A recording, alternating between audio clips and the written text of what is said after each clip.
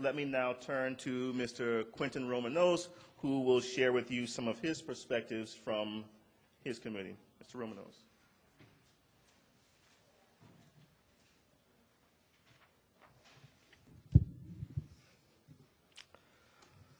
People will not. Good morning, Cheyenne.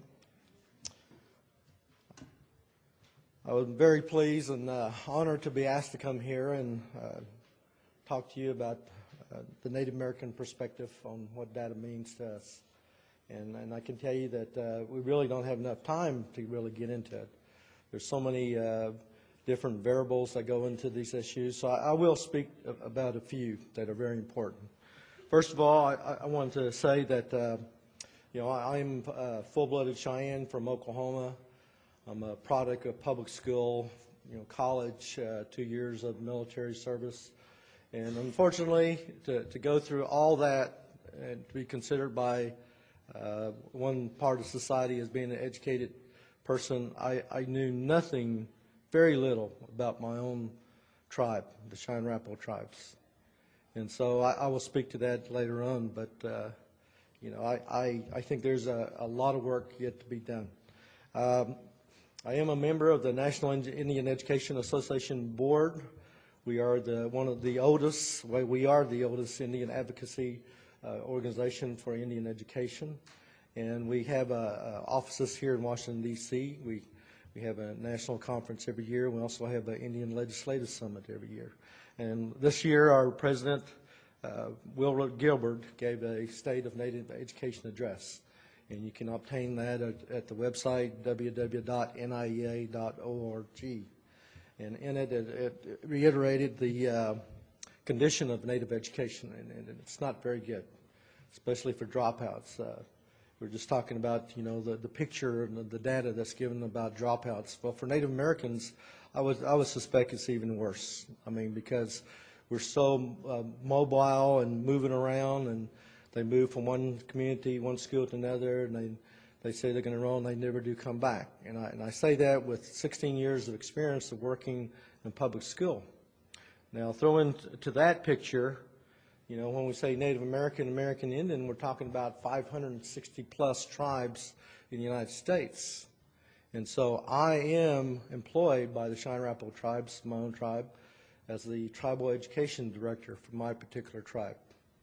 Now, if you want an example of what that would mean, that we have a tribal government just like the 50 states have a state government. We, as the education department, we assume the responsibility for the education of our members.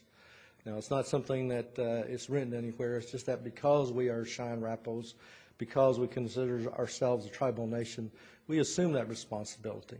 So when you throw into the variable situation of 561 tribes, and each of them have members throughout the United States and even throughout the world, what is the obligation of public education for Native American students?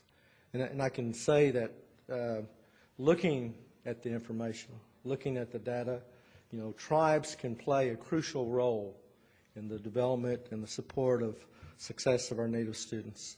I think with availability of data for tribes, for Native organizations such as NIEA, we can make and advocate issues for local, state, and federal government that's going to affect Indian education. I work in Oklahoma. We have the largest Native American student population in the United States. There's a lot of work to do. Most of our students in Oklahoma are educated in public education. We have 39 tribes in Oklahoma. We are asking that tribal nations be given an opportunity to give concrete input, to give concrete strategies as to how we can solve this issue of providing for more Indian graduates in each of our states and each of our schools. In Oklahoma, we are looking at other models that I think are going to be very successful for the future. One model comes from Montana, which promotes an Indian education for all concept. Basically, what it's saying is that the ideals, the concepts of what Indian education and tribal nations is all about is good for all of public education. It's not just good for the tribal members. And if you consider that real quickly, terms being thrown around like sovereignty, federal trust responsibility. If you don't understand what that means, then you probably have not heard of those terms. And in the Indian community, we use those terms quite a bit. We have a federal trust responsibility with the government. And unfortunately, the majority of our public schools do not realize that. Tribal nations had this relationship with the tribal government. Historically, they were called treaties. A lot of our tribes had treaties. Because of the relationship, because we are tribal nations, we do have a role in the education of our tribal members. And because of public education educates our members, we would like to have a more concrete role in being able to make some decisions. I wanted to speak very briefly about the success of Native American students. The data will show, National Indian Education Study is just now being developed in the last few years, that data will show that whenever you integrate culture into education, it also benefits the student. It makes the student more successful. There is going to be a report issued this summer by the Office of Indian Education on the executive order on Indian education, in which they're going to talk about what effects culture has on education.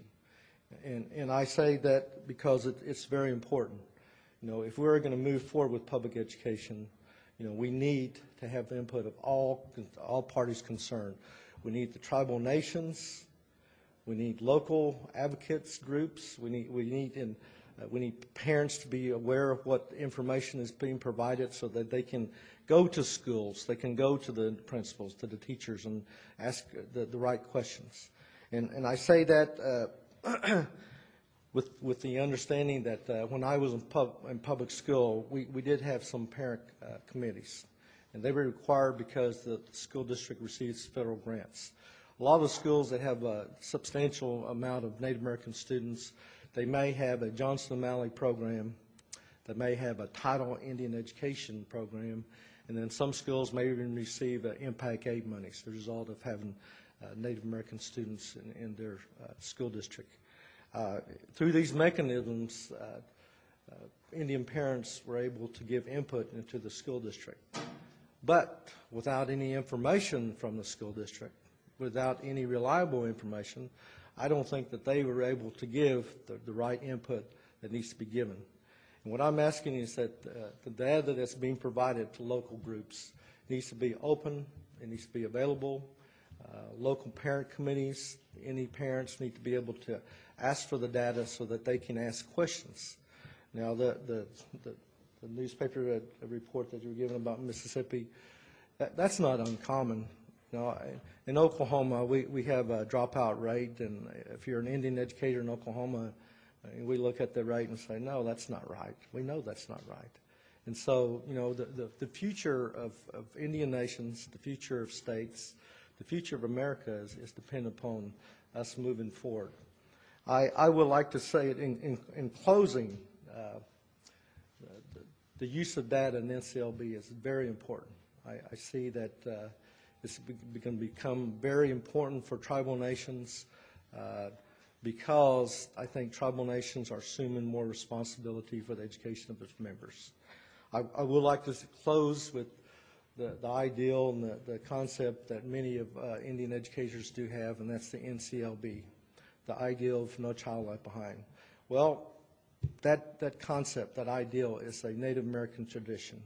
If you go back in all our traditions, all our histories, no matter what tribe it was, if your Plains culture or what have you, before America was America, each tribal nation, they took care of its own people. They did not leave any child behind. So, thank you very much.